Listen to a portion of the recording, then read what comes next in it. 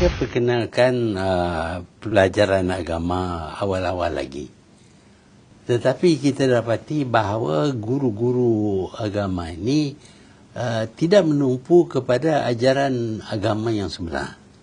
Mereka hanya menentukan berkenaan dengan menunai fardu ain, sembahyang, puasa, zakat, kerja haji. Tetapi tentang cara hidup orang Islam mereka tidak mengajar. Sebaliknya kita dakwa bahawa Islam adalah satu cara hidup.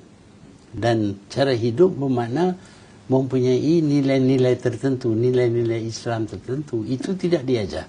Jadi kita berpendapat bahawa tidak perlu banyak masa.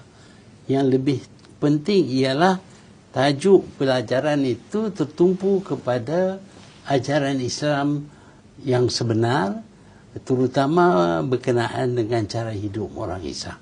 Bukan semata ritual atau tata cara berdoa misalnya.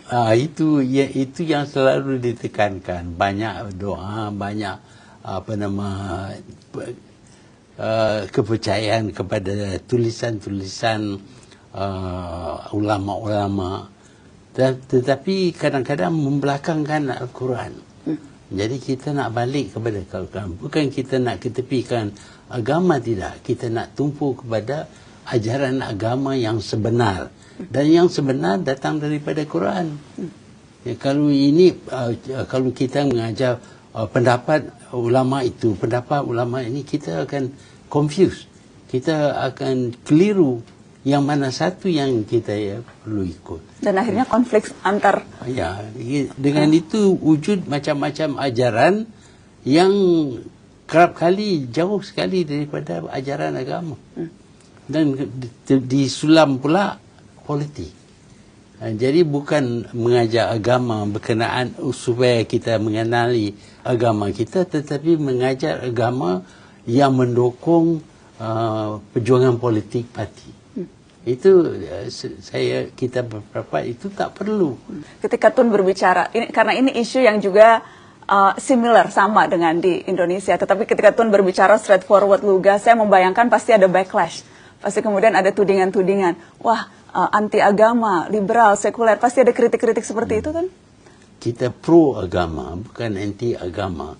Apa yang kita lihat, kadang-kadang ajaran-ajaran yang disampaikan tidak seperti yang terdapat dalam Al-Quran.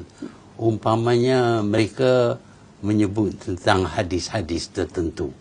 Tetapi kadang-kadang hadis itu bertentangan dengan Al-Quran. Kita pilih Quran. Kita tak hadis itu mungkin betul, mungkin tidak. Terdapat sehingga 600,000 hadis. Dan pakar hadis berkata bahawa kebanyakannya tidak sahih. Yang disahkan ialah 7,000 saja daripada 600,000. Bermakna banyak ada ciptaan-ciptaan dibuat tertentu oleh orang tertentu untuk menghalalkan perbuatan mereka.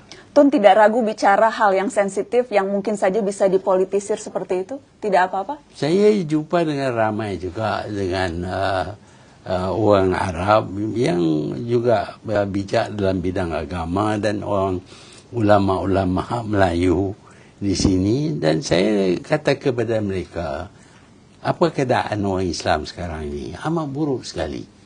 Mereka membunuh sesama sendiri. Ini dilarang oleh Quran. Mereka tidak bersaudara. Ini juga dianjur oleh Quran, kita tidak ikut. Jadi saya tanya, sama ada kita ini pegang kepada ajaran Islam ataupun ajaran sepulan-sepulan. Datang satu orang mendakwa bahawa dia akan dirikan negara Islam dan caranya ialah membunuh orang Islam lain. Itu dilarang oleh agama Islam.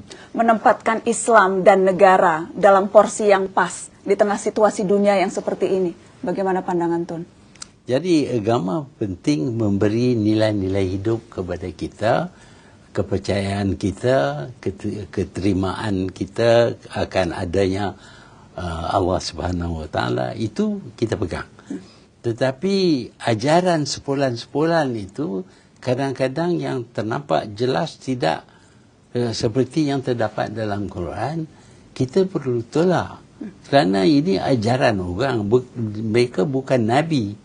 Nabi Muhammad kita pegang. Dianya menerima wahyu daripada Allah Subhanahu Wa Taala. Tetapi yang lain yang membuat tafsiran, bukan mereka menerima wahyu daripada Allah, itu pemikiran mereka. Kadang-kadang betul, kadang-kadang tidak. Jadi kita perlu tentukan bahawa Quran itu adalah panduan yang utama. Jadi kalau kita nak tahu sama ada pendapat ini betul ataupun tidak, kita refer kepada Quran. Selalu kembali ke sana. Balik. Selalunya kita balik. Saya berpendapat kalau kita pegang kepada ajaran Quran, kita tetap akan menjadi individu yang maju, bangsa yang maju, negara yang maju.